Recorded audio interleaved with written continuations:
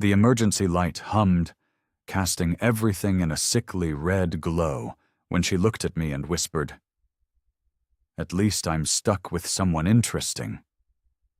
We were suspended somewhere between the 7th and 8th floors, the air in that small metal box already getting warm, thick with the scent of rain and her expensive perfume. She was Helena Duarte, the untouchable woman from the penthouse, and I was just the guy from 9B who paid his rent late. I tightened my grip on the grocery bags, my chest suddenly tight, because in 6 months she'd never even looked at me. Not really. Then, she kicked off her heels and murmured, "I walk because if I stop moving, I have to think about my life, and I don't want to think about it." That was the moment I realized we were both trapped, not just by broken cables, but by lives we couldn't escape. If you're watching this right now, tell me where you're from in the comments, because I still don't know if what we did was wrong. The emergency light hummed. That was the first thing I noticed when the world went dark. A low, electric buzz that seemed to vibrate right through the soles of my sneakers. We were suspended somewhere between the 7th and 8th floors. The air in the small metal box was already getting warm. Helena was leaning against the mirrored wall, her eyes closed. In the dim red glow of the backup light, she looked less like the untouchable woman from the penthouse and more like someone who had just run a marathon in stilettos. She let out a long breath, opened her eyes, and looked at me. She didn't look scared. She looked relieved. She kicked off her right heel, then the left. The sound of them hitting the carpeted floor was loud in the silence. She smirked, a small, tired curve of her lips that didn't quite reach her eyes. "Well," she whispered, her voice husky, "at least I'm stuck with someone interesting." My chest tightened. I tightened my grip on the grocery bags in my hands, the plastic cutting into my fingers. I was nobody in this building. I was the guy in 9B who paid his rent late and wore hoodies to the mailbox. She was Helena Duarte. I looked at her, really looked at her, for the first time in 6 months without looking away. "Funny," I said, my voice sounding rougher than I intended. "That's the nicest thing anyone said to me in this building." She laughed. It wasn't a polite socialite laugh. It was a real sound, deep and surprised. The elevator gave a small shudder, the cables groaning above us. We both looked up. But that's not where this starts. If I'm being honest, it didn't start when the elevator broke. It started the day I moved in, 6 months ago, when I realized just how thin the ceiling was between my world and hers. I remember the smell of dust and floor wax. I was dragging the last box into apartment 9B. It was a small unit, facing the back alley, the kind of place you rent just to say you live in the downtown district. Raphael, the concierge, held the service elevator open for me. He was young, about my age, with a uniform that fit him too perfectly and a smile that didn't give anything away. "Quiet floor," Raphael had said, handing me the key fob. "Mostly older folks, and the penthouse is right above you, but you won't hear them. Thick floors up there." He was wrong. That first night, I lay on a mattress on the floor, surrounded by half-open boxes of audio equipment. I couldn't sleep. The city noise was muffled, a distant ocean of traffic, but the building had its own sounds. The hum of the refrigerator, the click of the pipes. And then, around 2 a.m., I heard it. Click, click, click. Heels on marble. It was faint, coming from the hallway above, near the elevator shaft. Then the soft chime of the doors opening. I checked my phone. Who was leaving the penthouse at 2 a.m? I lay there in the dark, listening to the elevator motor engage. A low vibration traveled down the steel beams and into my walls. It was a lonely sound. I didn't know her name yet. I didn't know that she was awake, just like me, staring at a ceiling that felt too low. I just knew that someone upstairs was pacing the floor while the rest of the city slept. I turned over, pulling the sheet up. I felt like an intruder in a palace. I told myself I'd keep my head down, do my work, and stay invisible. 3 days later, I saw her. It was a Tuesday afternoon. I had just come back from a coffee run, looking down at my phone, checking an email from a client who wasn't happy with a sound mix. I stepped into the elevator in the lobby. I pressed 9. The doors started to slide shut. Suddenly, a hand in a soft black leather glove slipped between the metal doors. The safety sensor triggered.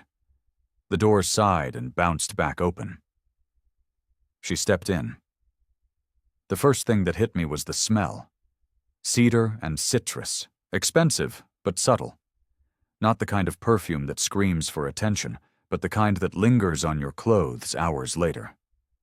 She was on the phone, speaking Portuguese, her voice low and rapid. She wore a camel-colored coat that probably cost more than my car. Her hair was pulled back in a severe bun, not a strand out of place. I pressed myself into the corner to give her space.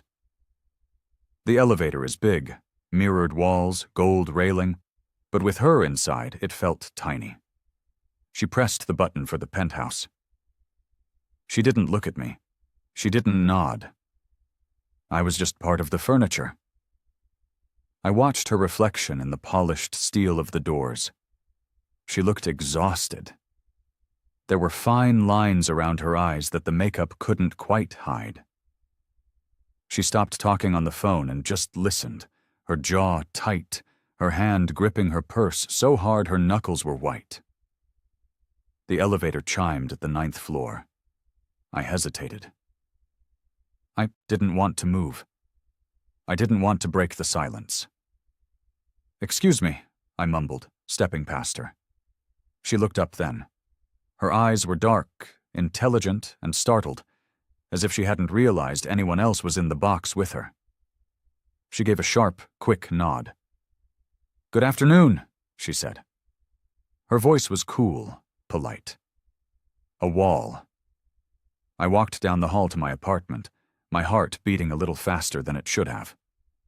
I unlocked my door and tossed my keys on the counter. That was Helena, the woman from the pacing footsteps. I put my headphones on and tried to work, but the smell of cedar and citrus seemed to be stuck in my nose. A week later, I learned that the walls in this building weren't just thin. They were treacherous. I was working on a podcast edit, pacing the hallway on the 9th floor because my Wi-Fi was acting up. I walked toward the stairwell at the end of the hall to get a better signal. The stairwell door was heavy, fireproof steel. I leaned against it, checking my upload speeds. Voices drifted down from the landing above. The penthouse landing. It was a man's voice first. Deep, smooth, authoritative. "Can't have you looking like a ghost, Helena. The board dinner is on Thursday. You need to be present." "I am present, Marcos," she replied. Her voice was softer, tired. I haven't been sleeping." "Then take something," the man said. It wasn't a suggestion. It was a command. "People are starting to ask if you're unhappy. I don't like it when people ask questions." There was a silence. A long, heavy silence that felt colder than the concrete stairwell. "I'll be ready," she said finally. "I always am." "Good." I heard a door slam, then the heavy, rhythmic thud of expensive dress shoes walking down the stairs, coming toward me. I panicked. I didn't want to be caught eavesdropping. I scrambled back into the 9th floor hallway and let the door click shut just as the footsteps reached the landing. That night, I took the elevator down to get takeout. The car was empty when I got in, but it smelled like her perfume again. On the ground floor, the doors opened. I saw her standing near the mailboxes. She was wearing a silk blouse and dark trousers, looking at a stack of envelopes in her hand. She looked up. We made eye contact. For a second, I thought about saying something. I heard him. Are you okay? But I didn't. I couldn't. She looked away first, turning back to her mail as if I wasn't there. I walked past her, out into the cool night air. But I couldn't shake the sound of her voice in the stairwell. She sounded trapped. The building association meeting was mandatory, or at least the email from MC Duarte, president, made it sound mandatory. I sat in the back row of the lobby's common room. It was full of people I barely recognized.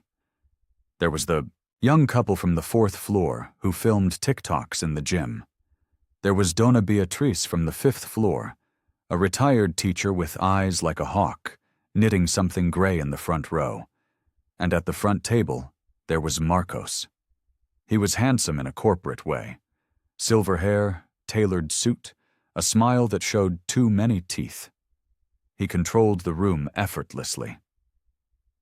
We need to discuss the noise complaints, Marcos said, tapping a pen on the table. There have been reports of music late at night.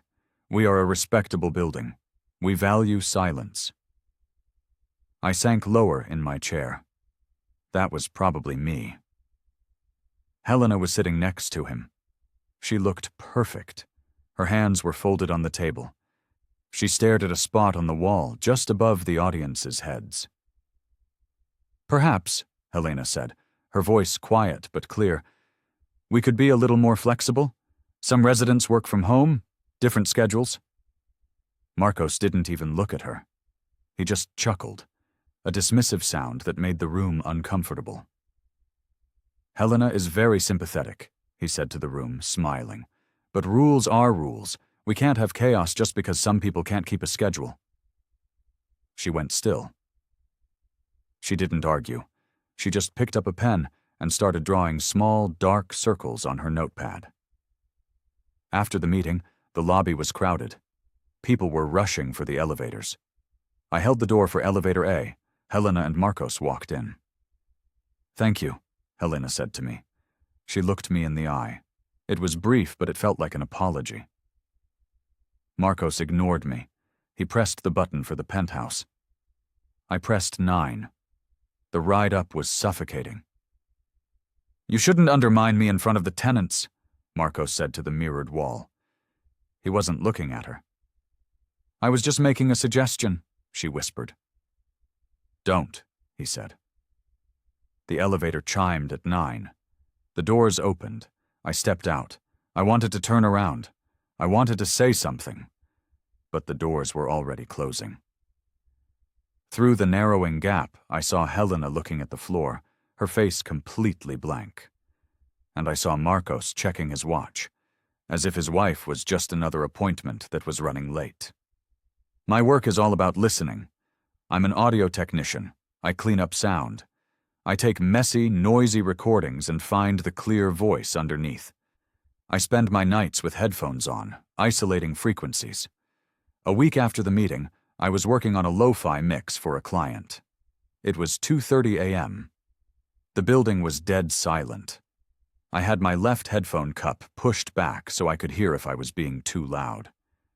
That's when I heard it again. Thump. Thump. The ceiling. Someone was walking, not the sharp click of heels this time.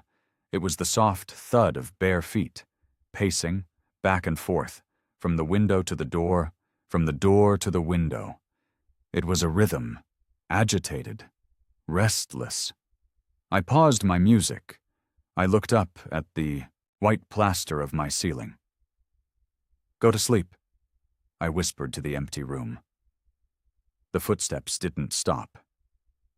I needed a break. I grabbed a bag of trash from the kitchen, my excuse to leave the apartment, and headed for the service elevator. I went down to the basement, tossed the bag in the chute, and rode back up to the lobby level to check my mailbox.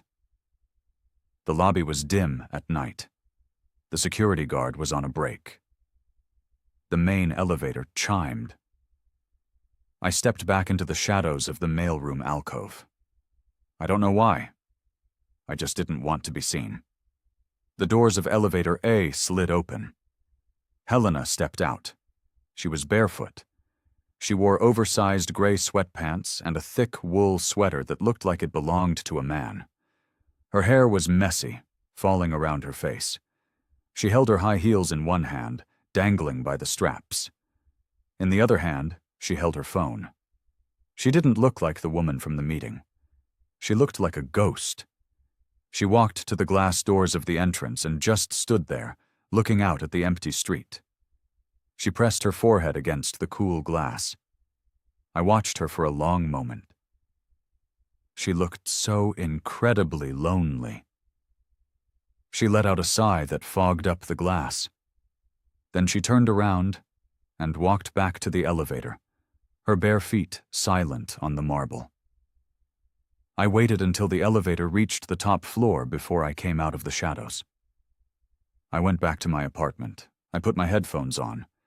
But instead of working, I just sat there, listening to the silence upstairs, wondering if she was finally sleeping. The day the elevator broke started like any other Tuesday. I woke up late. I had 3 deadlines and an empty fridge. I spent the morning editing a podcast about gardening. I spent the afternoon arguing with a client about payment. By 7:00 p.m., I was starving. I ran into Raphael in the lobby on my way out. "Hey, Lucas," he said, waving a clipboard. "Watch out for elevator B. Technician was here earlier, said the sensor is glitchy. Use A." "Got it, thanks, Raph." I walked to the grocery store 2 blocks away. It was raining lightly, a gray drizzle that made the city pavement shine. I bought the basics: coffee, bread, eggs, a frozen pizza. I walked back, my hood up, headphones around my neck. When I entered the lobby, shaking the rain off my jacket, I saw her. Helena was standing by the elevator bank. She was wearing a trench coat, belted tight, and those killer heels. She was typing furiously on her phone. She looked up as I approached. She saw the grocery bags. She saw my damp hoodie. "Evening," I said, pressing the button. "Good evening," she replied. She sounded distracted. The doors to elevator A opened with a smooth chime. We stepped in. I moved to the back corner. She stood near the panel. She pressed PH. I pressed 9. The doors closed. The hum of the motor started. We began to rise. I watched the numbers light up. 2, 3, 4. The air in the elevator smelled like rain and cedar. "Long day?" I asked. It was a stupid question. She glanced at me in the mirror. "You have no idea." 5, 6, 7. Clunk. The sound was violent, metal grinding on metal. The elevator car jerked hard, dropping a few inches before slamming to a halt. I grabbed the handrail. Helena stumbled, dropping her phone. The lights flickered once, twice, then everything went black. A second later, the emergency light buzzed on, a dim, red, sickly glow that cast long shadows across the mirrored walls. The hum of the motor was gone. It was dead silent. "Oh no," Helena whispered. We stood there for a full minute, just listening. "Are you okay?" I asked. Helena was gripping the control panel with both hands. Her knuckles were white. "I hate small spaces," she said, her voice tight. "I really, really hate small spaces." "It's okay," I said, keeping my voice calm. "It's just a glitch. Raphael knows we're in here." I pressed the emergency call button. Static crackled. A bored voice came through the speaker. "Yeah, we see it. Technician is 20 minutes out. Sit tight." 20 minutes. Helena let out a shaky breath. She slid down the wall until she was crouching on the floor. 20 minutes, she muttered. "Marcos is going to be furious. We have reservations at 8. I put the grocery bags down. I sat on the floor across from her, leaning against the opposite wall. The space between us was only about 3 feet. In the red light, the luxury of the elevator faded. It was just a metal box. That's when she looked at me and said it. At least I'm stuck with someone interesting. After I made my joke, about it being the nicest thing anyone had said to me, she laughed. She reached down and unbuckled her heels, tossing them aside. She rubbed her ankles. "I'm not interesting," I said, looking at my hands. "I'm just the guy from 9B who orders too much takeout." Helena looked at me. Her eyes were adjusting to the dark. They looked softer now. "You're the music guy," she said. I froze. "What?" "The music," she said. She hugged her knees to her chest. "I hear it, through the vents, late at night when I can't sleep." I felt my face heat up. "I'm sorry. Is it too loud? I can—" "No," she interrupted. She leaned her head back against the wall. "Don't stop. It's the only thing that helps." I stared at her. The penthouse woman. Mrs. Duarte, listening to my weird, ambient lo-fi mixes at 3 a.m. "You listened to it?" I asked. "I stole some of it," she confessed, a small smile playing on her lips. "I used Shazam on the air vent. I made a playlist." She looked at me, almost shyly. "There's one track," she said softly. "With the rain sounds and the cello? What is that?" "Midnight in Tokyo," I said, stunned. "I made that one. It's not even released yet." "You made it?" Her eyebrows went up. "Yeah, just messing around." She closed her eyes and hummed a few notes. It was the melody from my track. Perfect pitch. "It's beautiful," she whispered. "It makes me feel like I'm somewhere else. Somewhere that isn't here." The air in the elevator felt charged. Not with electricity, but with something else. Something fragile. For 6 months, I had been listening to her footsteps. And for 6 months, she had been listening to my soul. "I hear you too," I said. The words were out before I could stop them. Her eyes snapped open. "What?" "The pacing," I said quietly. "At night, above my bedroom, I hear you walking." She didn't get angry. She didn't tell me to mind my business. She just looked at me with a sadness so deep it made my chest ache. "I walk," she said, her voice trembling, "because if I stop moving, I have to think about my life, and I don't want to think about it." We sat there in the red glow, the hum of the emergency light filling the silence. My knee was inches from her bare foot. For the first time since I moved in, I didn't feel invisible. And looking at her, messy hair, no shoes, hiding in the dark, I realized she wasn't untouchable. She was just stuck. Just like me. "Tell me about the cello," she said softly. "How do you make it sound like that?" So I told her. I talked about frequencies and reverb and the texture of sound. And she listened. Not like she was polite, like she was starving. We forgot about the time. We forgot about the technician. For 20 minutes, the elevator wasn't a cage. It was a sanctuary. Then, the car jerked. The main lights flickered on, blindingly bright white. We both flinched. The spell broke. I scrambled to stand up. Helena grabbed her heels, shoving her feet back into them, wincing. She smoothed her hair. She buttoned her coat. In 3 seconds, she transformed back into Mrs. Duarte. But as the doors began to pry open, she looked at me one last time. "Thank you," she mouthed. The doors slid open. The lobby was full of people. Raphael, the technician, and standing right in front, looking at his watch with a scowl, was Marcos. "Finally," Marcos snapped. "Helena, do you have any idea what time it is?" I stepped back, grabbing my grocery bags, fading into the background. But I knew something had changed. The elevator fixed itself, but we were still stuck.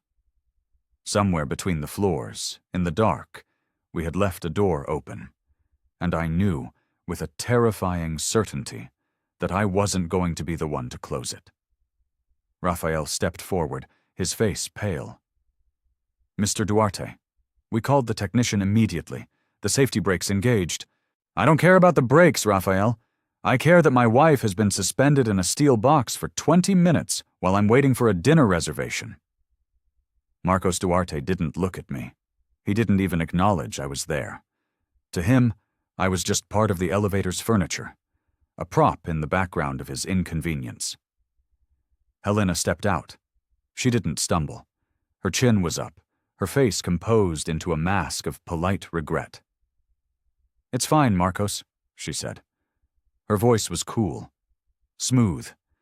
The tremor I'd heard 5 minutes ago was gone, buried under layers of social training. "It was just a mechanical error. We're fine." We. The word hung in the air for a second. Marcos finally glanced at me. His eyes were dark, dismissive. He scanned my faded jeans, my hoodie, the grocery bags digging into my fingers. He clearly decided I wasn't a threat. I wasn't a person. I was a tenant. "You," he said, nodding once. Not a greeting, a dismissal. "Lucas," I said. My voice sounded rusty compared to his baritone. "Right," Marcos said, already turning away. He put a hand on Helena's lower back. It looked possessive, heavy. "Let's go. We're already late." Helena let him guide her toward the glass doors. The click of her heels on the marble was sharp, rhythmic. Click, click, click. Each step took her further away from the barefoot woman who had hummed to my cello track in the dark. Just before they reached the exit, she turned her head. Just a fraction. She didn't smile, she didn't wave. She just met my eyes in the reflection of the glass doors.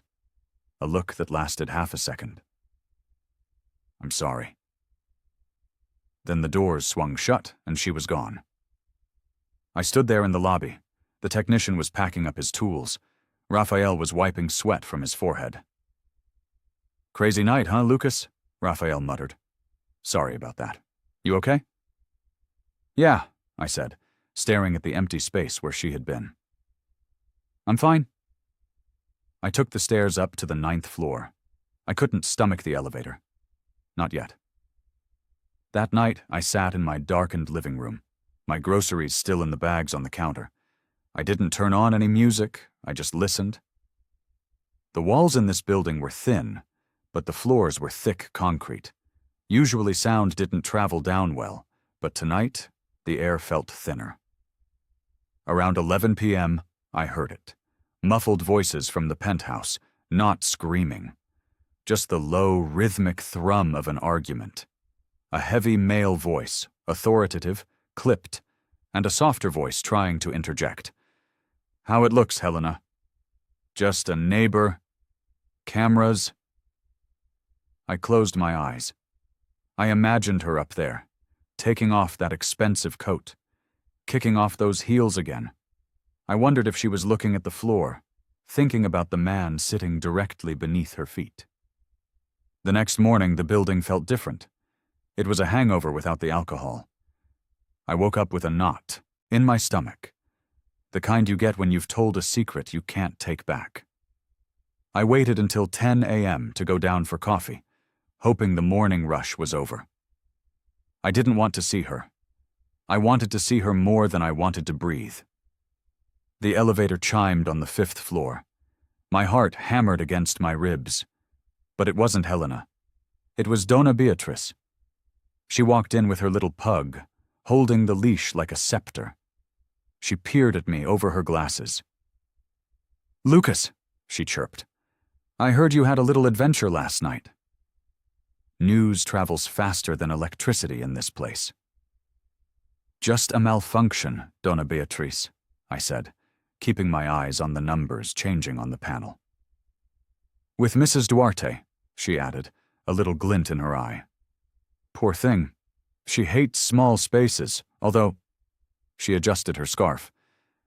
"There are worse fates than being trapped with a handsome young neighbor. I told Raphael, if the elevator breaks next time, make sure I'm the one inside." She laughed. A dry, rasping sound.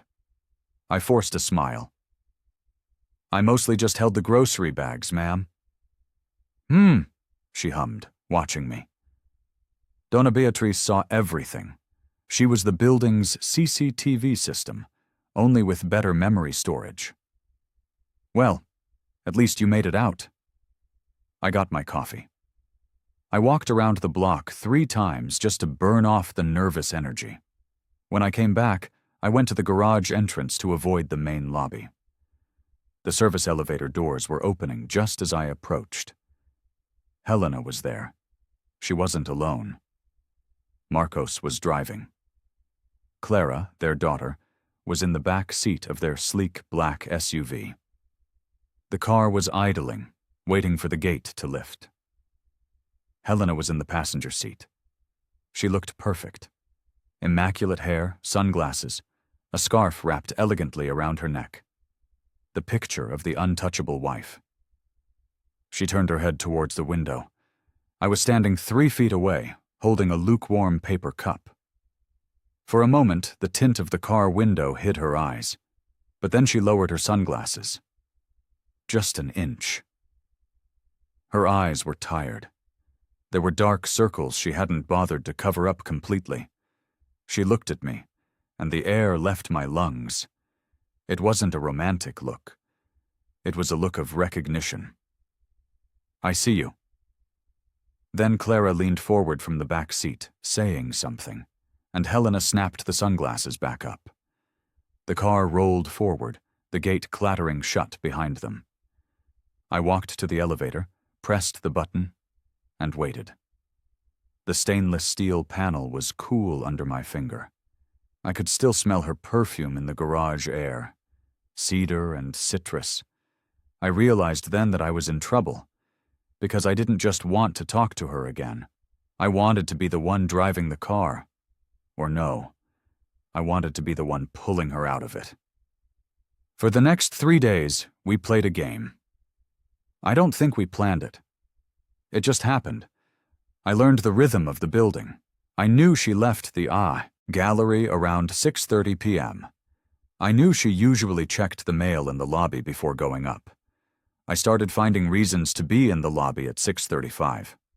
On Tuesday, I missed her.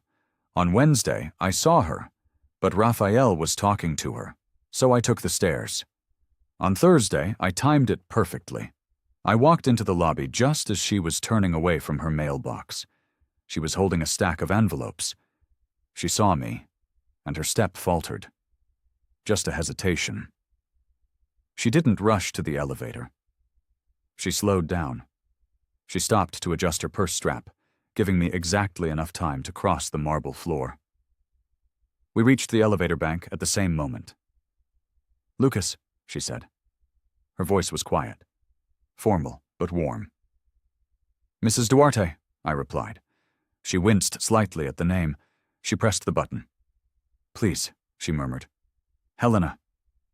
"Helena," I tested the word. It felt heavy in my mouth. The doors opened. We stepped in, just the two of us.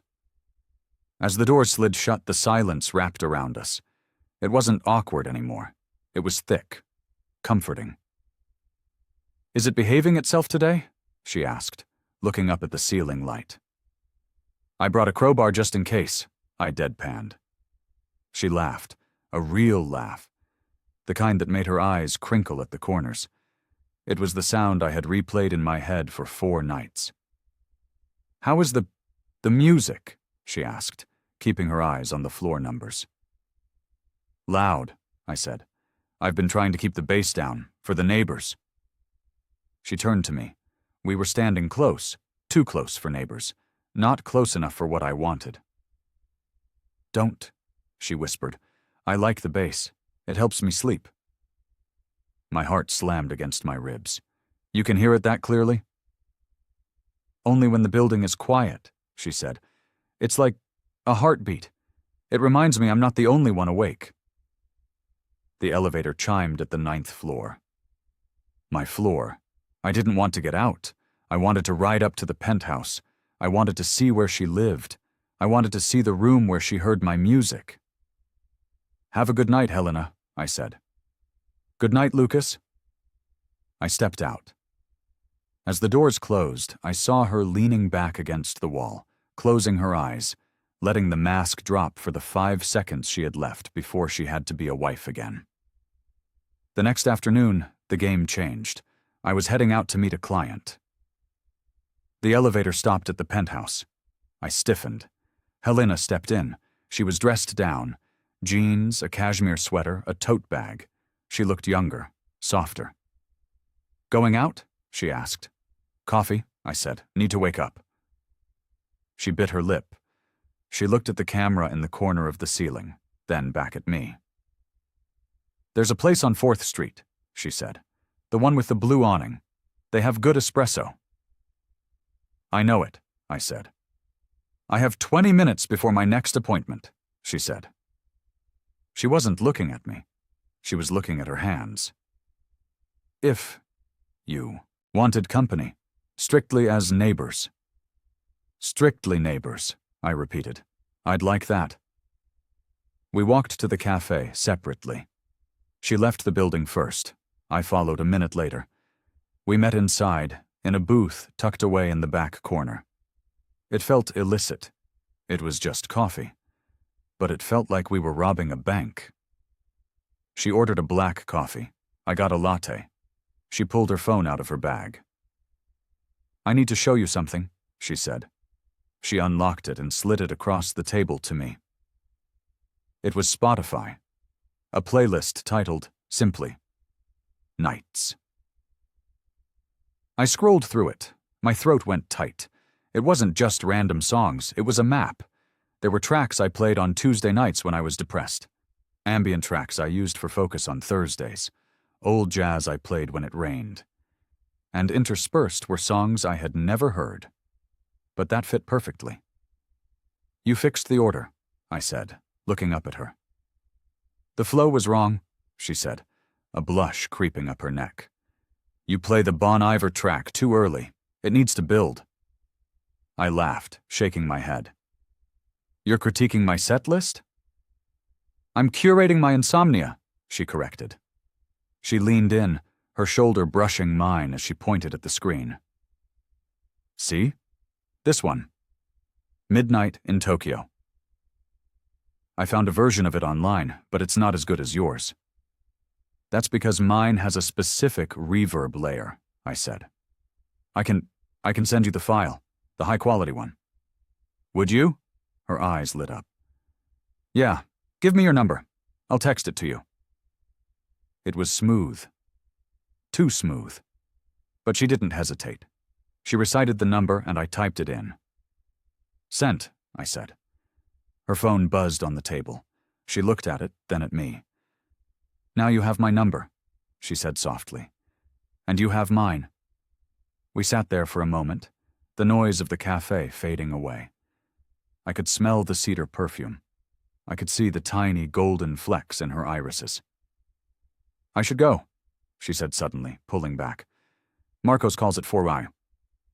"Okay." She stood up. She touched my arm. Just a tap, light as a feather. And then she walked out. I sat there for 10 minutes, staring at her contact info in my phone. Helena. I didn't add a last name. As I left the cafe, I glanced through the front window. The afternoon sun was hitting the glass, turning it into a mirror. And in the reflection, I saw something that made my blood run cold. Across the street, sitting on a bench waiting for a bus, was Donna Beatriz. She wasn't looking at her phone. She was looking right at the cafe window, right at where Helena and I had been sitting. I kept my head down and walked fast. That evening, the elevator gods punished me. The doors opened, and Beatrice was there. "Lucas," she said. Her voice was sugary sweet, but there was razor wire underneath. "Evening, Donna Beatrice." "You look cheerful," she said. "I saw you earlier today, at the cafe." I froze. "Oh, yeah, just grabbing a drink." "With Mrs. Duarte," she noted. Not a question, a statement. "Ran into her," I lied. "We were just talking about the building association." Beatrice hummed, that terrible knowing hum. "She's a lovely woman," Beatrice said. "Very elegant. Her husband is a very particular man, isn't he? very protective of what belongs to him. The doors opened on my floor. "Good night, Lucas," she called out as I stepped off. "Be careful. The coffee there is very strong. It can keep you up at night." I walked to my apartment, my hands shaking. She knew. She didn't know what she knew, but she knew it wasn't just coffee. The next day, the atmosphere in the lobby was brittle. I came down to check my mail around 5 p.m. I saw Marco standing by the front desk. He wasn't on his phone. He was pointing at the monitor, the one that showed the security feeds. Raphael looked stressed. He was typing something on the keyboard, shaking his head. "It's a glitch, Mr. Duarte," Raphael was saying. "The feed jumps sometimes." "It jumps in elevator B," Marcos said, his voice low but carrying across the marble. "I want to know why there's a 3-minute gap in the footage from last Tuesday. Liability, Raphael. If someone gets hurt and we don't have it on tape, the association gets sued. Video is everything." I stopped dead by the mailboxes. Marcos turned. He saw me. "You," he said. Again, like I was a species of insect. "Lucas," I said automatically. "You work with computers, don't you?" he asked. "Audio," I said. "Sound." He turned back to Raphael. "Get the technician out here. I want every camera in this building reviewed. No more blind spots. I don't pay for blind spots." He walked past me toward the elevators. He smelled like expensive wool and aggression. "Keep the noise down tonight," he said without looking at me. "My wife has a headache." He got into the elevator and the doors closed. I looked at Raphael. Raphael looked at me. He gave a tiny, almost imperceptible shake of his head. "Watch out." I went back to my apartment. I paced the floor. My phone buzzed. I lunged for it. It wasn't a client. It wasn't spam. It was a text from the number I'd saved yesterday. "I think we should be more careful for a while." That was it. No greeting. No signature. I stared at the screen until the backlight turned off. Careful. Careful meant she felt it too. Careful meant she had something to lose. Careful meant we were already doing something wrong, even though we hadn't touched. I typed out a reply. "I understand." Then I deleted it. I typed, "Is everything okay?" Deleted it. Finally, I didn't type anything. I just left it on red. Then she vanished. It wasn't subtle. It was surgical. Over the next 5 days, Helena Duarte erased herself from my world. On day 1, I saw her in the lobby. I smiled, taking a step toward her. She immediately put her phone to her ear, turned her back, and walked briskly toward the stairwell door. She took 9 flights of stairs in heels just to avoid riding with me. On day 2, I was waiting for the elevator on the ground floor. The doors opened. She was inside. She looked at me. Her face was blank. Stone. She pressed the close door button. She pressed it again. Harder. The doors slid shut right in my face. I stood there, staring at my own reflection in the steel, feeling like I'd been slapped. On day 3, the silence from the apartment above was deafening. No pacing, no footsteps. She had stopped moving. Or she was moving so quietly that she didn't want me to know she was there. On day 4, I broke. I opened our text thread. It was just her one message. "I think we should be more careful for a while." I typed, "Did I do something wrong with the songs?" I hit send before I could talk myself out of it. I watched the status change. Delivered. 10 minutes later. Read. I waited. 1 hour, 2, nothing. She had ghosted me. But you can't really ghost someone when you live 20 feet above their head. It's not ghosting. It's haunting. Saturday arrived. The building association's annual terrace barbecue. I didn't want to go. I wanted to stay in my apartment and mix sad cello tracks until my ears bled. But Raphael caught me in the laundry room. "You have to come," he whispered. "If you don't show up, people talk more. If you show up and act normal, they get bored. He was right. I put on a button-down shirt. I shaved. I went up to the roof terrace. It was beautiful. String lights, expensive catering, the city skyline glowing purple and gold in the distance. The residents were mingling. Dona Beatriz was holding court by the wine bar, looking like a queen. And then there were the Duartes. They were the center of gravity. Marcos was holding a glass of scotch, laughing loudly at something a neighbor said. His hand was resting on the back of Helena's neck. Not caressing. Anchoring. Helena looked stunning in a cream dress. But she looked brittle, like if you tapped her, she'd shatter into a million diamonds. I grabbed a beer and stood by the railing, as far away from them as possible. Clara, their daughter, drifted past me. She was wearing oversized headphones around her neck. "Hey," she said. "Hey," I said, surprised. "You're the music guy," she said. "Lucas." "Right. Mom says you have good taste." She looked at me with sharp, intelligent eyes. "She's been listening to weird stuff lately.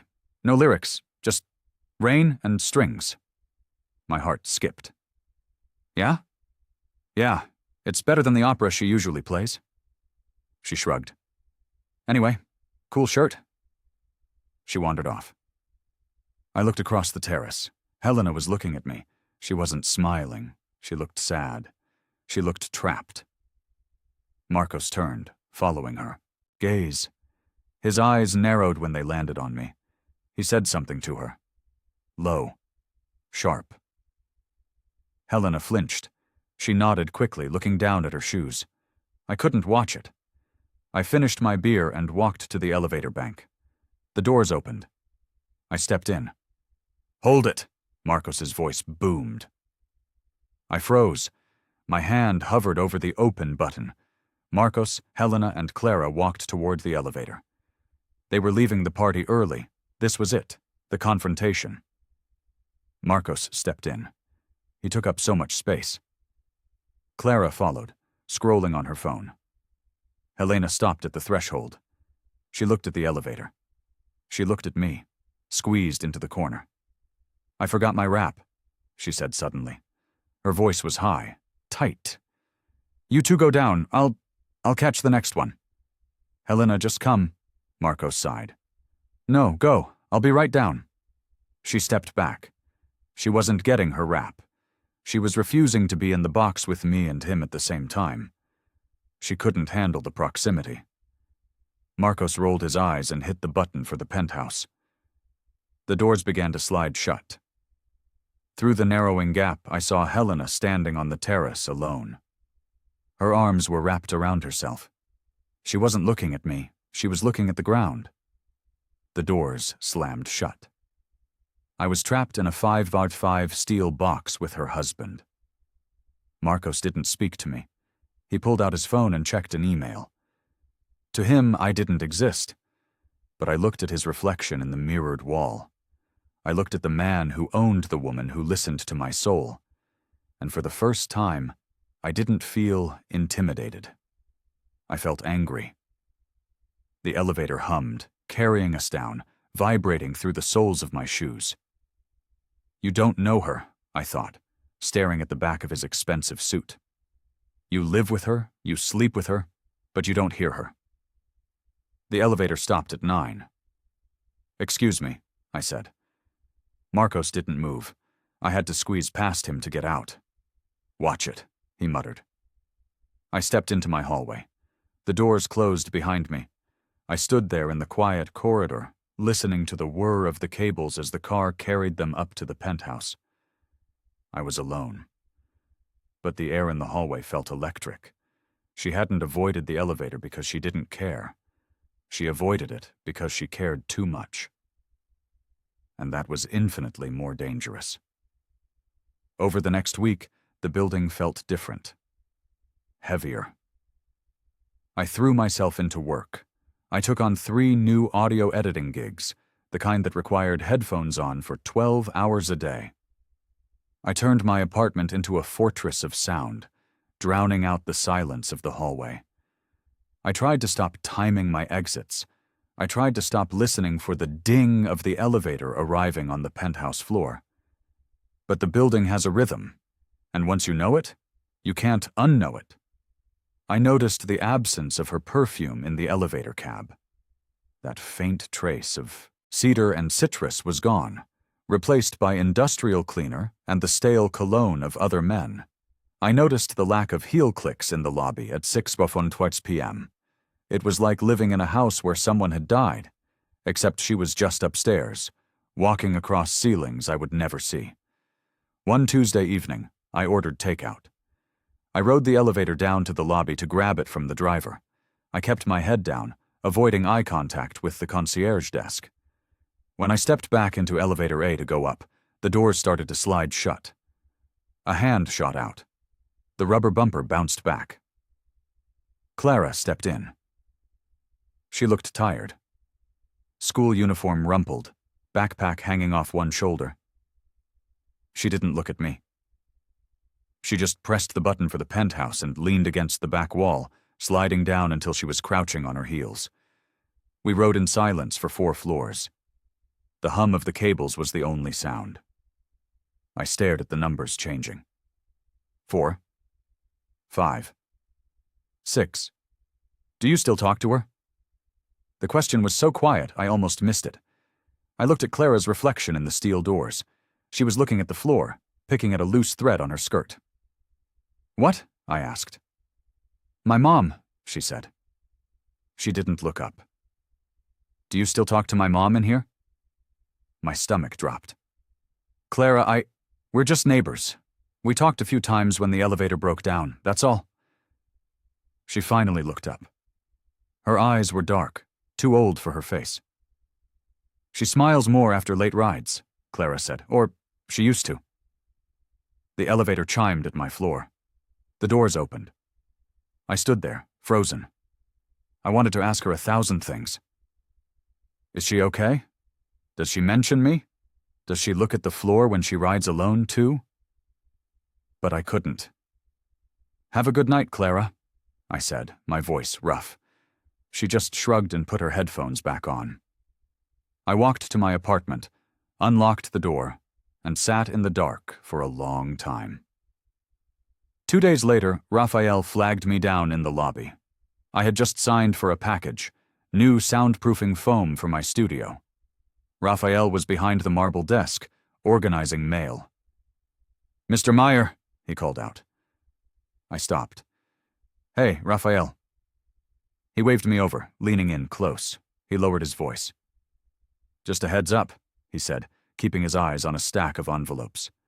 Mr. Duarte has been very active this week. I tightened my grip on the package. Active? Asking about logs, timestamps, camera feeds? Raphael paused, glancing towards the security monitors. He's obsessed with liability. He says he wants to make sure the breakdown doesn't happen again. Right, I said. Safety first. Raphael looked at me then. Really looked at me. His expression was carefully neutral, but his eyes were kind. The thing is, Raphael said softly, Elevator A is tricky. The video feed is crisp, HD quality, but the audio? He tapped his ear. Fried. The microphone has been buzzing for months. It records the picture, but it doesn't hear a word. He let that hang in the air between us. Does Marcos know that? I asked. He knows it's malfunctioning. He doesn't know exactly what gets lost. Raphael slid a letter across the desk. Just thought you should know. Some people watch the movie, but they can't hear the dialogue. My heart hammered against my ribs. Thanks, Raphael. Have a good evening, Lucas. I walked to the elevator, my legs feeling heavy. Marcos could see us. He could see us standing close. He could see the way we leaned toward each other. But he couldn't hear the confessions. He couldn't hear the laughter. He had the evidence, but he didn't have the truth. That night, I lay in bed, staring at the ceiling. I heard the faint whir of the elevator shaft through my wall. It was 1 a.m. Someone was moving. I rolled over and grabbed my phone. I opened our text thread. The last message was mine.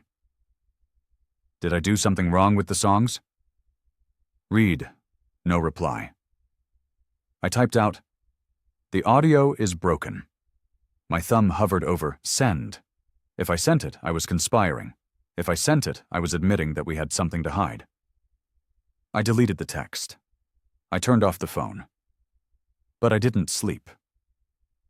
The next afternoon, the lobby was chaos. I was dragging 3 large boxes of audio equipment toward the elevator. The delivery guy had dumped them at the curb, and I was struggling to keep the heavy cardboard from sliding across the polished marble. Need a hand? I looked up. Clara was standing there, holding a smoothie. I got it, I grunted, shifting my grip. Don't be a hero, she said. She tucked her phone into her pocket and grabbed the corner of the biggest box. On 3. Together we shoved the gear into elevator B. Thanks, I breathed, wiping sweat from my forehead. No problem. She leaned against the panel, pressing the button for 9. The doors closed. The silence stretched. Clara wasn't wearing her headphones today. She was looking at the box labels. Studio monitors. Subwoofer. You make the music loud, she stated. I try to keep it down at night, I said quickly. The walls are thin. I know, she said. I hear it sometimes, through the vents in the guest bathroom. I looked at her, surprised. You do? Yeah, it's moody. She smirked. Then her face went serious again. She looked at her shoes, then back at me. She listens to that playlist almost every night, you know? The air left my lungs. What? Mom, Clara said, as if I was slow. The playlist on her phone. Nights. She puts it on when Dad is on his calls. She sits on the balcony and just stares at the city. The elevator dinged at the 9th floor. I couldn't move. She listens to it? I repeated. Clara kicked the box gently toward the door. Every night. She thinks I don't notice, but she looks less lonely when it's playing. She stepped out, helping me drag the first box into the hallway. Anyway, she said, dusting off her hands. See you around, Lucas. She got back in the elevator and let the doors close. I stood in the hallway, surrounded by cardboard boxes. My chest felt tight. She hadn't forgotten. She hadn't moved on. She was up there, right now, listening to the sounds I made, using them to survive the silence of her own life. A few days later, the building management put up signs. Elevator. A. Maintenance in progress. Expect delays. The rumors started immediately. I was in the elevator with Donna Beatrice and her pug on a rainy Thursday. The car jerked slightly as it passed the 4th floor. Aye, Beatrice clutched her chest. This machine is possessed. It's just settling, Donna Beatrice, I said, gripping the rail. Settling, she scoffed. It's cursed. Raphael says it stops randomly now, just pauses for a minute, then keeps going, like it's thinking. She looked at me with sharp, beady eyes. Or like someone is holding it. I kept my face blank. Probably just old wiring. Maybe, she said, or maybe some people like to hide in elevators when they don't want to be seen anywhere else. I felt the heat rise up my neck. Have a good night, Beatrice, I said, as the doors opened on 5. Be careful, boy, she called after me. I rode the rest of the way to 9 alone. Suddenly, the elevator slowed. The lights flickered. It stopped. We were between 7 and 8. My heart hammered. I looked at the emergency light. It buzzed to life, casting that familiar dim orange glow over the steel walls. It was exactly like that night. I looked at the empty spot where she had sat, barefoot, holding her heels. I could almost smell her perfume. I could almost hear her laugh. That dry, surprised laugh when I told her she was interesting. I reached out and touched the cold metal wall. I miss you, I thought. It wasn't a casual thought. It was a physical ache, sharp and heavy in my gut. The elevator shuddered. The main lights flickered back on. We started moving again. When I got to my apartment, I didn't turn on the lights. I walked straight to the window and looked out at the rain streaking the city glass. I couldn't do this anymore. I couldn't pretend I was just a neighbor. I couldn't pretend I didn't care that she was upstairs, listening to my music and living a life that made her hollow. Avoidance wasn't safety. It was just a slower kind of dying. That night, the rain turned into a storm. Thunder rattled the window frames. I went to bed early, around midnight. I left my phone on the nightstand, face up.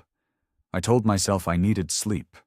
I fell into a restless, shallow dream about hallways that never ended. Bzz. The vibration against the wood of the nightstand woke me instantly. I rolled over, squinting in the dark. The clock read 2:07 a.m. My heart was already racing before I even touched the phone. I picked it up. The screen light was blinding. One new message, unknown number. I knew the number by heart, even though I'd never saved it. Elevator A is out of order again, if you happen to be awake. I stared at the words. It wasn't a question. It wasn't a casual hello. It was an invitation to the only place in the world where we were allowed to exist. I sat up. The room was cold. If I went, I was crossing a line. If I went, I was proving Marcos right. I was proving Donna Beatrice right. But then I remembered Clara's voice. She looks less lonely when it's playing. I didn't think. I just moved. I pulled on a pair of jeans and a dark hoodie. I didn't bother with socks. I shoved my phone into my pocket and opened my apartment door. The hallway was silent. The building was asleep. I walked to the elevator bank. The button for elevator A was already lit. It was waiting. I pressed it. The doors slid open immediately. She was there. The car was stopped between floors. She must have engaged the emergency hold and then released it just enough to come get me. The main lights were off. Only the emergency glow hummed overhead. Helena stood in the corner. She was wearing oversized gray sweatpants and a cashmere sweater that looked too big for her. Her feet were bare against the metal floor. Her hair was loose, falling in messy waves around her face. No makeup, no jewelry. She looked tired. She looked beautiful. I stepped inside. The doors closed behind me. The silence sealed us in. "Hi," she whispered. "Hi," I said. My voice sounded too loud in the small space. She wrapped her arms around herself. I couldn't sleep. The storm... "I know," I said. I didn't move closer. I stayed by the panel. "Raphael told me about the audio," I said. "He said the mic is broken." She let out a shaky breath, a half smile touching her lips. "I know. I checked the maintenance logs on Marcos's iPad." We stood there, looking at each other across the 4 feet of space that felt like a canyon. "I missed you," she said. It wasn't a dramatic declaration. It was just a fact, like stating the weather. "I missed you too," I said. "Every time the door opens, I look for you." She closed her eyes for a second. "I tried, Lucas. I really tried to just be Mrs. Duarte, to go to the dinners and smile and be grateful." She opened her eyes. They were wet. "But then I get in here, and I remember what it felt like to be real for an hour." "You don't have to hide from me," I said. "I have to hide from everyone," she whispered. "Marcos, he senses it. He doesn't know what it is, but he knows I'm not all there anymore." "Clara knows," I said. Helena stiffened. "What?" "She told me you listen to the playlist. She knows you're lonely, Helena." Helena let out a soft sound, half sob, half laugh. She covered her mouth with her hand. "God, My poor girl. She took a step toward me, then another. She stopped just inches away. I could smell the cedar and citrus, warm and real. "We can't," she said, her voice trembling. "I can't leave him, Lucas. Not now. Clara is in school. The gallery is... Everything is tied to him. If I blow this up, I lose my daughter. I lose everything." "I know," I said. I wanted to touch her so badly my hands shook. "I'm not asking you to blow it up." "Then what are we doing?" she asked, looking up at me. "What is this?" "I don't know," I said. "But I can't go back to being strangers." "No," she said. "No strangers." She reached out. Her hand hovered over my chest, then settled there. Her palm was warm through my hoodie. "We have to be careful," she whispered. "No texts, no calls, no touching outside of this box." "Okay," I said. "And no—" She looked at my lips, then back to my eyes. "No affairs. I can't be that person." "Okay," I repeated. "Just this, just the truth." She nodded. A tear slipped down her cheek. "Just the truth," she echoed. She leaned her forehead against my chest. I felt her shudder. I raised my hand slowly, giving her time to pull away. She didn't. I placed my hand on the back of her head, my fingers tangling in her soft hair. We stood there for a long time, the emergency light flickering above us, the storm raging outside, holding on to each other in the only safe place in the world. She pulled back slightly, wiping her face. "I should go back up, before he wakes." "Yeah," I said. She reached up and adjusted the collar of my hoodie, smoothing it out. Her fingers lingered on my neck for a second, a touch that burned. "Good night, Lucas," she whispered. I leaned down. I didn't kiss her lips. I pressed my mouth to her forehead, right at the hairline. I held it there for 3 seconds. A promise. A seal. "Good night, Helena." I stepped back. She pressed the button. The elevator hummed to life. The sensation of movement returned. The doors opened on the 9th floor. I stepped out into the dark hallway. I turned back. She was standing in the center of the box, hugging herself again, but she was smiling. A small, sad, real smile. The doors slid shut, taking her away. In the weeks that followed, we learned a new language. We didn't text. We didn't meet for coffee. But the elevator became ours again. We developed signals. If I saw a silk scarf draped over the handrail in the morning, I knew she was thinking of me. I would leave it there, but I'd touch it briefly before I got out. If I worked late, I would leave the small lamp on my console table visible through the crack of my door when I went to get water. Sometimes, 10 minutes later, I'd hear the elevator chime softly on my floor, pause, and then continue up. A drive-by hello. We saw each other in the lobby. "Good morning, Mrs. Duarte," I'd say. "Good morning, Mr. Meyer," she'd reply. But her eyes would hold mine for a fraction of a second too long. A microscopic pause that said, "I see you." Marcos got busier. The elevator repairs were finished, and his obsession with the logs faded as new building dramas took over. A leak on the 4th floor, a parking dispute. Clara started waving at me in the hall. She never mentioned the playlist again, but she looked less angry when she saw me. One rainy Tuesday in November, I was coming back from a late client meeting. It was 11:30 p.m. I walked into the lobby. It was empty. The night concierge was in the back room. I pressed the button for elevator A. The doors opened. I stepped in and pressed 9. Just as the doors began to slide shut, a hand slipped between them. The sensors tripped. The doors bounced back open. Helena stood there. She was wearing a trench coat over pajamas, holding a bag of trash as an excuse. She was breathless. She stepped in. The doors closed. We were alone. She dropped the trash bag in the corner and leaned back against the mirrored wall, letting out a long exhale. "Hi," she said. Hi, I said. Long day? The longest, she said. She looked at me, her eyes crinkling at the corners. I saw you come in on the camera feed. I ran. I smiled. You ran? I took the stairs down 2 flights to catch this car. We laughed. It was a quiet sound, muffled by the steel walls. We didn't touch. We stood 2 feet apart. But the air between us was charged, warm, and comfortable. How's the music? She asked. Better, I said. I added a cello track to that one song, the one you like. I noticed, she said softly. It helps. The elevator chimed at 9. It was too soon.